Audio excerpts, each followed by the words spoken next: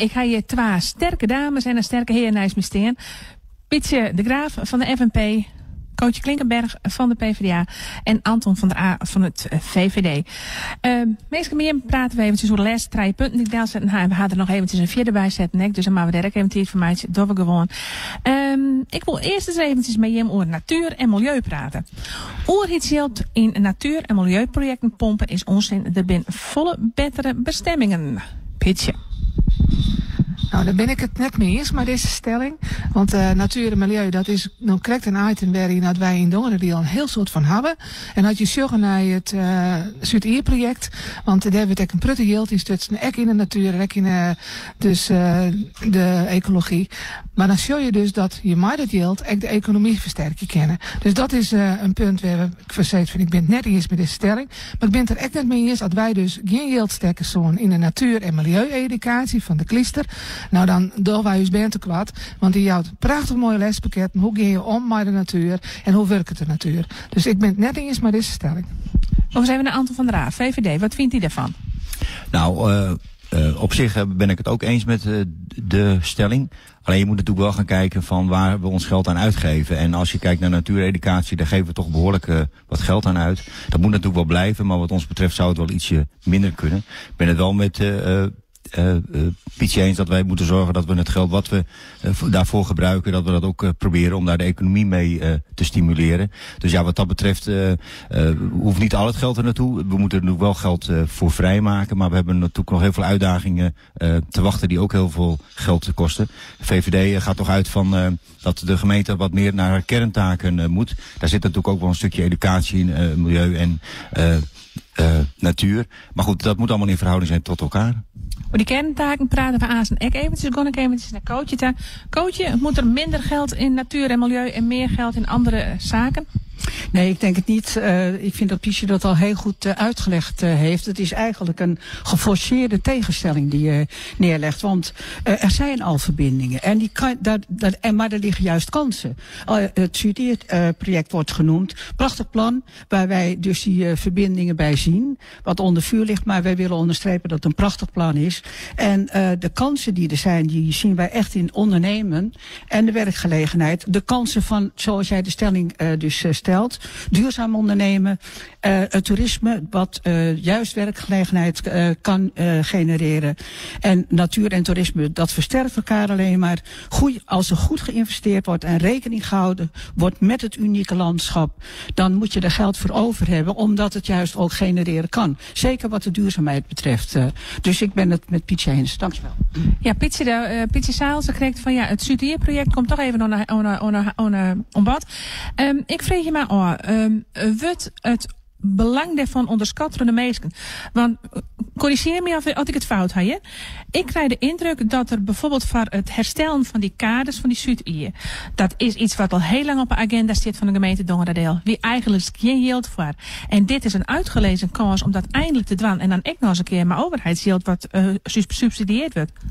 Het klopt het net helemaal, was door de RISA's. We hebben vanzelf al geld gereserveerd voor het opknappen van de beskoeiingen. Want we weten dat er ook wat ons dit kan. Krijgt dat we op een koren maakt het ook weten.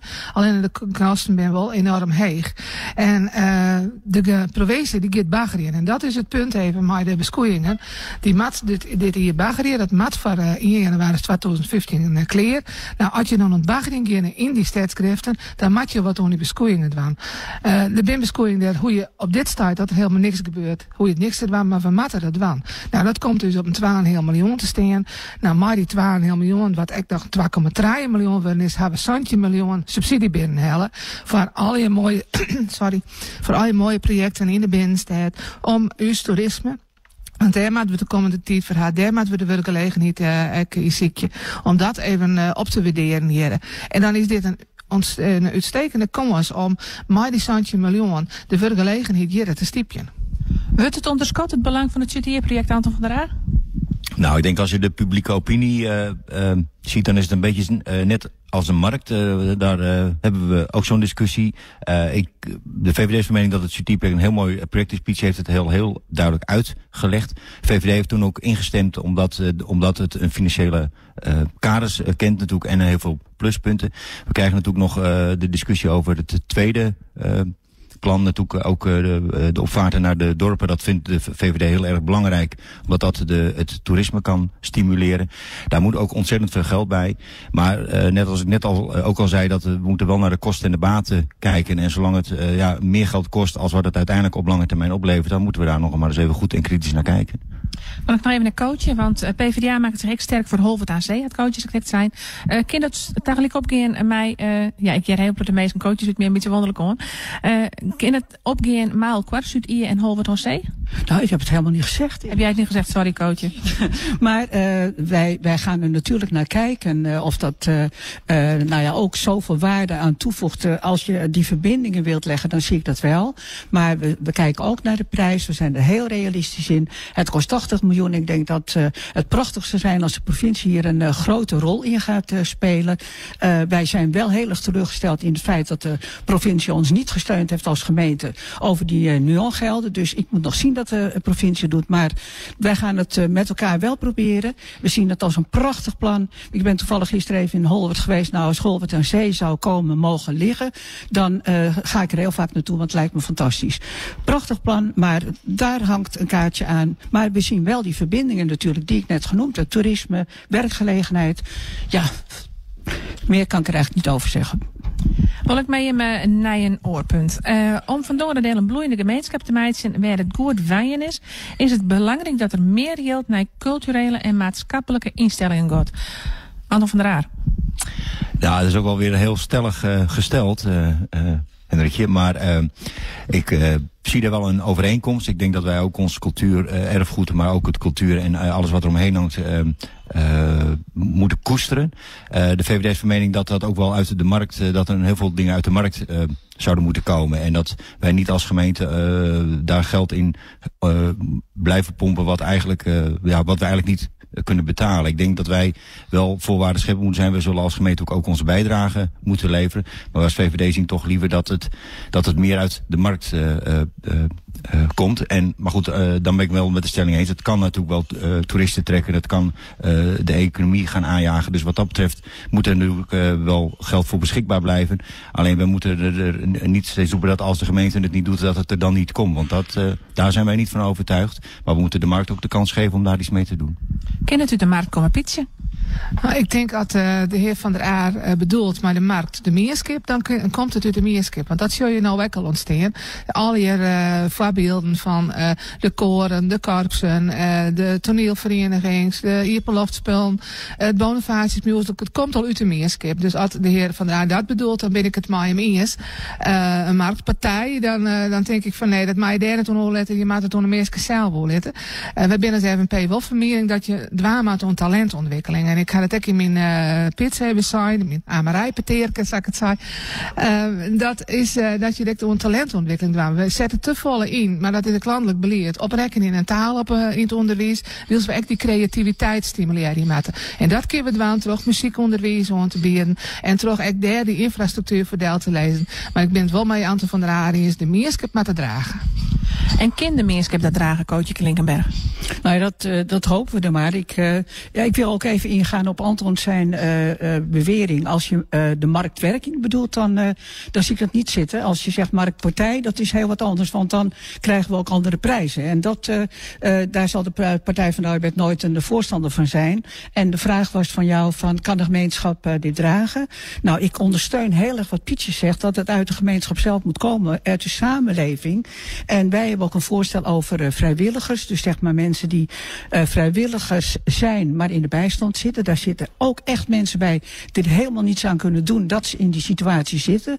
Om die wat extra's te geven voor onkostenvergoeding. En dan zou je met elkaar, dat moet een plan worden hoor, juist de cultuur heel erg kunnen stiepje. En daar geloof ik heilig in, dat kan. Maar dan moet je wel weer met elkaar. Ja, want God Ian en Ian ik net samen, mensen om in Noorderkant, Pietje en Anton, dat juist mensen die in een uitkering zitten, misschien wel meer vrijwilligerswerk doen, maar in die culturele instellingen, zodat die echt beter besteden kunnen, Pietje? Net alleen nog in de culturele instellingen, maar ook vooral in de meerskap zelf. En als je dan zegt dat er een heel soort werk lezen blijft in het dorpen, dan is de FNP-vermering dat je dus mensen niet een bijstandsuitkering krijgt die voor inzetten matten. Net op vrijwillige basis met gewoon een paar uren maar je beschikbaar stellen onder meerskap. En dan hoeft het net alleen nog in cultureel, maar op een volle brede meet. Ik neem alleen nog het zoutstraaien al in het dorpen. Nou, dat kan nog volle efficiënter en nog volle beter, maar dan doe je ook iets voor de meerskap. Laten we de meesten kwatten die in de bijstand zitten, die zeggen van ja, ik gooi je zittend handje op houden en niks meer doen. Die geen vrijwilligers ook dwan worden? Nou, ik denk dat we nu wel in een fase zitten. Piet geeft het wel aan dat het een kwestie is van moeten. Wij vinden het ook belangrijk, het is voor de mensen ook heel belangrijk om dat ook te gaan doen. Dat geeft ze ook zelf ontplooiing. Om mensen te korten, ja, dat is natuurlijk alweer een stap verder. Ja, dat zal het uiteindelijk wel op uitdraaien. Omdat we natuurlijk als gemeenschap daar natuurlijk ook verantwoordelijkheid voor hebben voor de mensen die wel die stap zetten om vrijwilligerswerk te doen. Ik wil nog even terugkomen op inderdaad marktwerking of meanskip. Wat de VVD betreft maakt het niet uit waar het vandaan komt, maar we moeten wel reëel zijn dat de middelen die we daar nu voor uitgeven ook buiten proportioneel, maar proportioneel zijn. En daar moeten we natuurlijk wel ook even goed naar kijken. Dat zou kunnen resulteren in dat mensen meer eigen bijdrage moeten betalen. Of dat je inderdaad vrijwilligers inzet, zodat je die kosten zo laag mogelijk houdt. Maar ik denk dat we daar op een hele nieuwe manier naar moeten gaan kijken. En dat we moeten een streep zetten hoe we het hebben gedaan. Maar dat we naar de toekomst moeten kijken van hoe kunnen we het voor iedereen betaalbaar en leuk houden. Feit is dat Dongeradeel zonder zijn culturele instellingen ondenkbaar wezen zo? Nou, daar ben ik van overtuigd. Als jij interessant wilt blijven voor een toerist of voor iemand die een dagje hier naartoe wilt komen, dan zal je wat te bieden moeten hebben. En eigenlijk vind ik het nog veel te weinig wat wij aan te bieden hebben. Dat mag wel uitbreiden. Want er zijn zoveel mensen die daar wel initiatieven zouden kunnen nemen en die ook de professie hebben of de creativiteit. Dus nee, dat mag wel meer worden. Dat zullen we zeker voorstaan. En hij heeft er ideeën over hoe dat kan? Hoe je dat vermeerderen kan en nog die culturele instellingen en alles. Want ja, jou denken van de meer in de zin van nou, er moet minder centen heen. En dan zoek bijvoorbeeld zin dat een admiraliteitshoes, dat maar 6.000 bezoekers krijgt op eerbasis, misschien wel helemaal niet meer bestinken. Nou, zo ver wil ik het niet doen. Het admiraliteitshuis is een heel belangrijk museum. Voor Dokkum krijgen wellicht misschien straks ook meer taken erbij. Daar moet je natuurlijk wel iets mee doen. Maar het gaat erom dat wij moeten zorgen dat er dus initiatief komt vanuit de meanskip of vanuit de markt om daarin te stappen. Er zijn natuurlijk een aantal zaken die gewoon financieel niet uit kunnen. En daar kun je als gemeente wel bij ondersteunen. Maar goed, dan val ik in herhaling. Maar dat moet er uiteindelijk wel uit de markt komen. En als er dus meer cultureel wordt georganiseerd. En ik ken mensen die dat heel graag zouden willen doen. Alleen, ja goed, die moeten wel worden gestimuleerd en geholpen om dat ook te ontwikkelen. Ja, want is het voor de burger maar te vanzelfsprekend om het handje op te houden en te zeggen van ja, het om cultuur en maatschappelijke instellingen wordt, betellen de gemeente wel? Nou, zo'n situatie hebben we zelf gecreëerd. Dus je maakt er nou weer waarom. Om te zeggen van ja, prima, we willen je hem helpen, maar we willen je hem faciliteren daarmee. Maar we kunnen het net altijd betalen. Wat heel zijn krijgt van kind Dongeradeel dat, maar wij hebben vanzelf een enorm stuk cultuur in Dongeradeel. Elk dorp had zijn schreeuwer, elk dorp had wel iemand die het schildert of iets dergelijks. En we doen het ook gewoon vierste meer mee. Maar of we dat nog verbinden kunnen met elkaar en dat we daar een route langs leren kennen, dan maakt ze weer gebruik van wat er is. En dan ben wij hartstikke onttrekkelijk voor de toerist. Tot slot, laatste woord voor Kootje. Nou ja, daar ben ik het helemaal mee eens. Wij hebben zelf nog ingebracht dat het trekfestival, dat komt er hopelijk ook aan. Maar een popfestival voor een bepaalde doelgroep. Het is geen concurrent voor de Dokkum Open Air. Maar er is een bepaalde groep die niet aan zijn trekken komt landelijk. Het zal prachtig zijn als dat hier gesitueerd zal kunnen worden. Dan heb ik het over mensen die een auto hebben. Want anders wordt het moeilijk om bereikbaar te zijn. Dus dat zullen we zeker graag willen faciliteren. Het moet niet te veel kosten. Maar dan komt meneer Van der Aa weer om de hoek. Dat ook zou kunnen. Dankjewel hoor. Ik denk dat we het hierbij letten. Ik ga maar hem naar de volgende vraag. De belangrijkste kerntaak in Dongeradeel moet wezen het economisch onttrekkelijk maken van het gebied. Pietje. Nou, net alleen nog economisch. Ik denk dat het wel een wichtig punt is. Hè, want je wil je graag werkgelegenheid herhalen en je wilt het hier in elk geval behouden. Maar ik denk dat je ook inzetten moet op een goed werkklimaat. Nou, we hadden correct door de cultuur houden. Als je dat dus goed regelt, dan is het ook nodig om je te waaien. Maar dan kun je je echt verpozen. En dan kun je dus ook en de sportaccommodaties. Je kun je vanzelf van alles doen. Dus ik denk dat je daar ook op inzetten moet. Want ik denk dat dat de kracht aan ze willen zelf verdongen deel. Ja, die economie is heel erg belangrijk voor de VVD, hè, Anton van der Haar? Nou, het is niet alleen voor de VVD, het is voor de hele gemeente ontzettend belangrijk. Omdat daar de basis ligt voor verdere ontwikkeling van mensen die dus zichzelf kunnen redden. Die hebben ook die hebben de voorzieningen van de gemeente ook minder nodig. Op het moment dat je daar niet in blijft investeren, dan loop je het risico dat je dus meer geld moet gaan uitgeven aan voorzieningen of aan mensen die we daarbij moeten ondersteunen. Dat is op zich ook geen probleem, maar dan krijg je een sneeuwbaleffect, waardoor er dus meer mensen afhankelijk worden van de overheid. En daar moeten we eigenlijk voor waken. En daarom is het investeren in de economie van essentieel belang. Of het nou een belangrijkste kerntaak is, het is heel erg belangrijk, maar de kerntaak ligt zelf bij de maatschappij. Die moet uiteindelijk die economie gaan verwezenlijken. Die moet uiteindelijk zorgen dat het hier economisch beter gaat. Wij als gemeente moeten daar alle inzet voor plegen om dat gaande te houden. Maar de maatschappij moet dat zelf uiteindelijk gaan doen. Maar de VVD vindt het een heel belangrijke taak van de gemeente om dat in ieder geval wel te stimuleren en te zorgen dat die economie ook hier lokaal gaat draaien. Het loopt. Gelukkig gaat het economisch beter. Daar heeft de VVD het ook uiteraard ook zijn bijdrage aan geleverd. Maar wij willen daar hier lokaal, en dan niet als VVD alleen, maar iedereen daarvoor inzetten, zodat we daar ook van kunnen mee profiteren. Die economie, hoe belangrijk is die, Kootje? Nou, heel belangrijk. Dat wordt door de anderen ook al gezegd. Maar wij vinden welzijn en welbevinden ook heel belangrijk. Dus het is niet het hoogste goed. Ik wil er toch nog even aan toevoegen. Als je het over economie hebt en over welzijn en welbevinden, moeten we ook de werknemers van NEF niet vergeten. Die passen ook in de economie. Dus het is niet alleen het gewin of alleen maar winst. Het gaat ook om welzijn en welbevinden. Als ik het goed heb, misschien heb ik het even verkeerd gelezen, meen ik ergens te lezen hebben dat de NEF, dat met de nieuwe participatiewet, dat allemaal op de helling komt te staan, toch?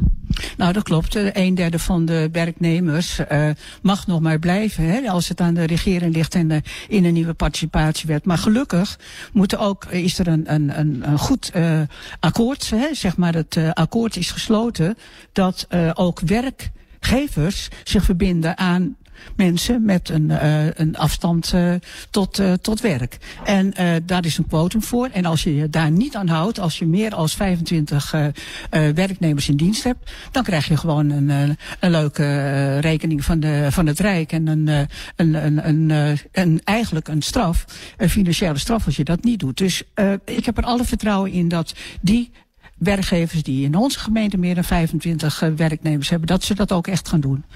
En je hebt er ook vertrouwen in dat de mensen die aan de onderkant van de leiders die wat werk ongoed en misschien wel mijn beperkingen, dat die toch aan het werk blijven kunnen, ondanks dat misschien aan ze minder goed met de NEF? Nou, dat was zelf het goede voorbeeld, ja. Wij zitten van in de gemeente, maar we zelf ook de mensen kunnen onderstellen. Dan kiest van de overheid al, want dat is zelf ook een grote kostenpost. We moeten het al betalen, dus zet ze dan zelf ook aan het werk. En er is een heel soort werk wat te doen voor deze mensen. Dus je moet er zelf het goede voorbeeld in. Hetzelfde wat we bijvoorbeeld zeggen in Dantemodel, werd de mensen van het Trion, wat is die ook Trion is, die in het gemeentehuis werkje?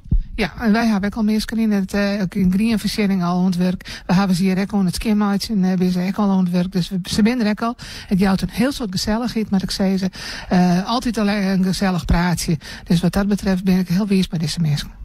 Ja, de mensen aan de onderkant van de maatschappij zullen wat jou betreft echt net voortvallen van de raad?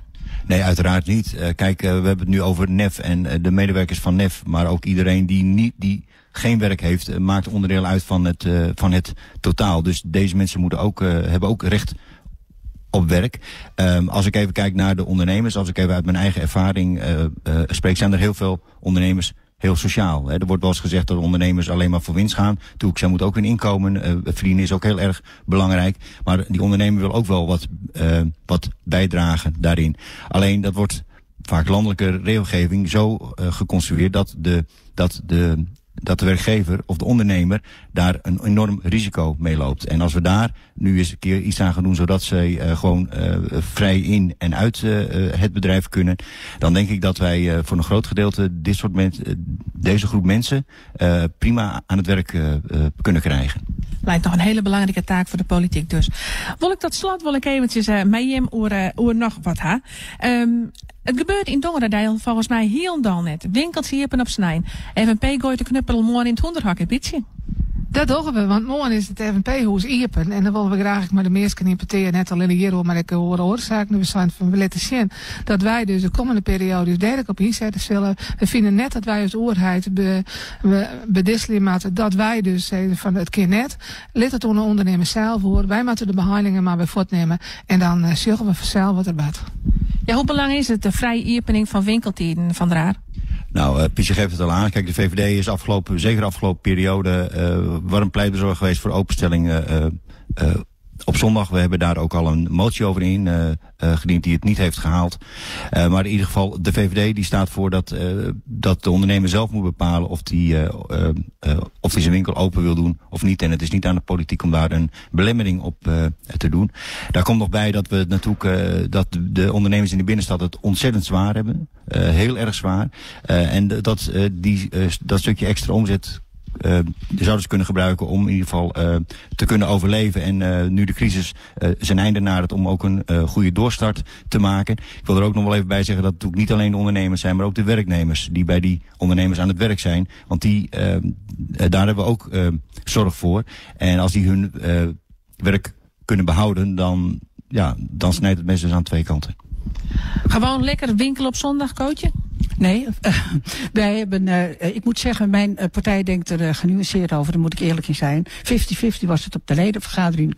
Maar de motie van de VVD, zeg maar juni 2012, hebben wij niet gesteund. Om totaal andere redenen. En dat gaat inderdaad over welzijn, welbevinden. En wij bedoel ik dus de huidige fractie. En wij zouden graag een hele andere invulling van de zondag willen zien. De saaie zondag in Dokkum. Als het dan vooral om culturele zaken gaat en alles wat daar omheen hangt. De terrassen mogen open. En juist wat meneer Van der Aar zegt, die werknemers. Ik weet dat de vakbonden hier ook grote moeite mee hebben. Dus het is een andere insteek. Ik vind het veel belangrijker dat het CDA daar eens een uitspraak over doet. Van wat ze willen. Want ik zeg nee. Als ik in de gemeenteraad kom, dan blijf ik tegenstemmen. Want ik vind niet dat ik ineens zomaar kan veranderen. En dat doet het CDA wel. Die houdt het een beetje in het midden. Ik zal graag willen dat het CDA zich uitspreekt. Zodat ook de inwoners weten hoe het CDA erover denkt. Dank je wel. Jammer dat Esther weg is. Nou, ik wil er wel even op reageren. Want Kootje geeft dus inderdaad aan dat die werknemer natuurlijk ook een rustdag verdient.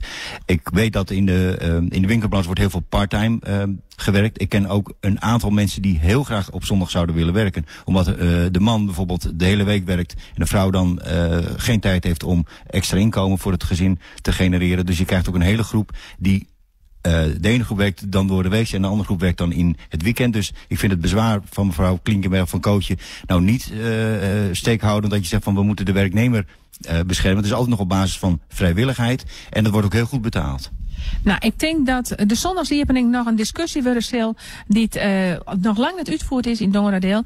Ik ben met Jem wel uitpraat wat dit ook wordt. Pietje, heel erg bedankt. Ante van der Aar, heel erg bedankt. Kootje Klinkenberg, heel erg bedankt. FNP, VVD en PvdA. Heel veel succes, Joontje Maart. En ik zie hem graag, Joontje Maart, jongens, hier in het gemeentehuis. En dan gaan we mij zien wat die uitslagen binnen van de verkiezingen. En het gemeentehuis is hier open. Ik dacht van nou een uur of 10. En dan binnen de meeste keer welkom om te zien waar nou de winnaars en de verliezers binnen in Dongeradeel.